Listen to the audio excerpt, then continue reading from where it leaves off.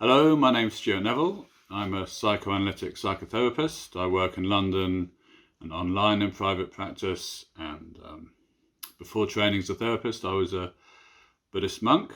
I was a Buddhist monk for 6 years.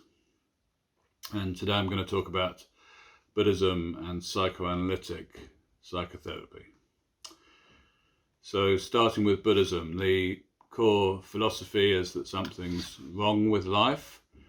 It doesn't go the way we want it to. It's not satisfactory. There's a beautiful metaphor. There's kind of like something at the center of our experience that it's like a hole, like a gap, something we can't fill up, something we can't make complete.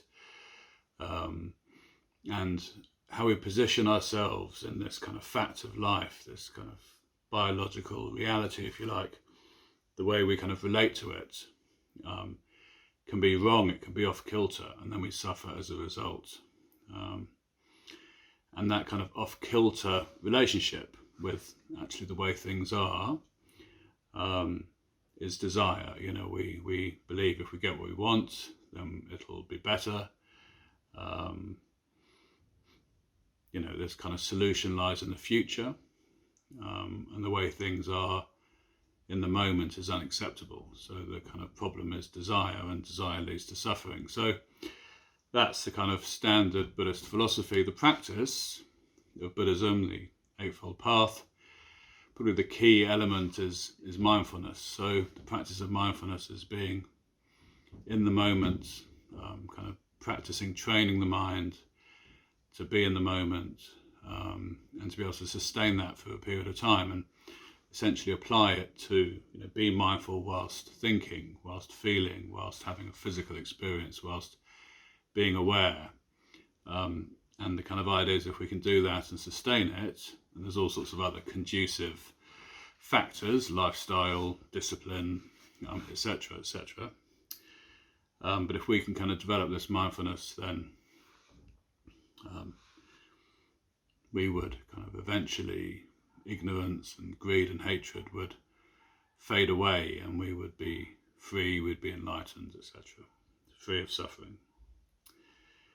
The thing is, though, that sustaining mindfulness is extremely difficult, if not impossible, because when we think in language, kind of as a speaking being, as people that relate to each other and create a reality out of language, actually there's a dynamism, there's something from our past that drives us forward, something that we're looking for in the future, and this is how thinking and language works. And it's all too easy to lose mindfulness as soon as we kind of get active, you know, sort of thinking, talking, kind of interacting with people. So the philosophy and the practice is quite simple, quite straightforward. Obviously there's a lot more to it than that, but nevertheless the practice is quite straightforward if one focuses on mindfulness, but the application of it's extremely difficult because of what Buddhists would say is karma, you know, the kind of and the kind of mental habits, the kind of baggage in a sense from the past that means we can't be mindful. So if we kind of think then about psychoanalytic psychotherapy, in some ways there's a similarity. Like Buddhism, there's a kind of recognition that we live our lives again as speaking beings, as people who,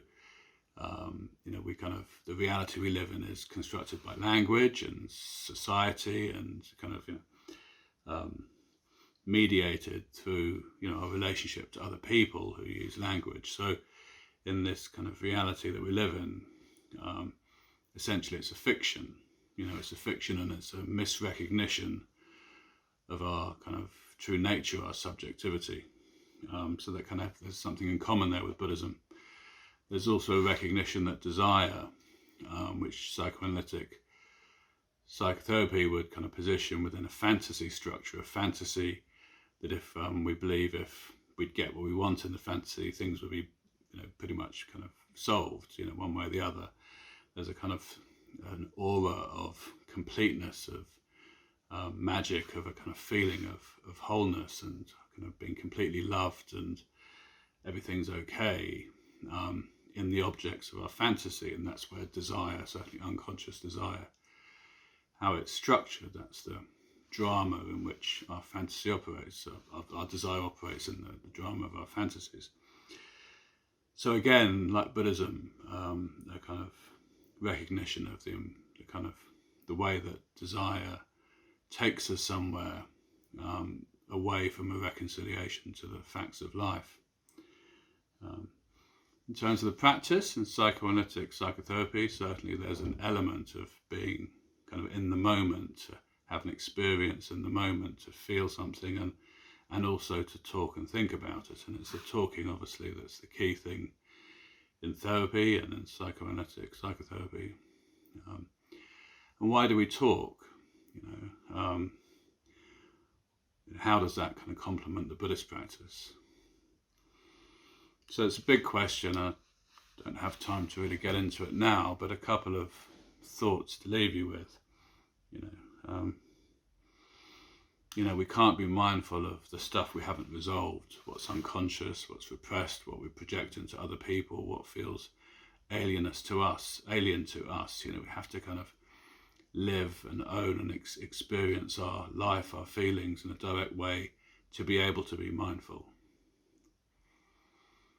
We can't be mindful of what we're not aware of. It kind of operates outside of our awareness and drives us into the future. We need to bring what we haven't come to terms with into awareness to be able to really fully experience or find ourselves in it. And that's, of course, I think where psychotherapy is a wonderful complement to the Buddhist practice, and perhaps the Buddhist practice without this element is bound to kind of hit the wall, if you like, of our unresolved issues.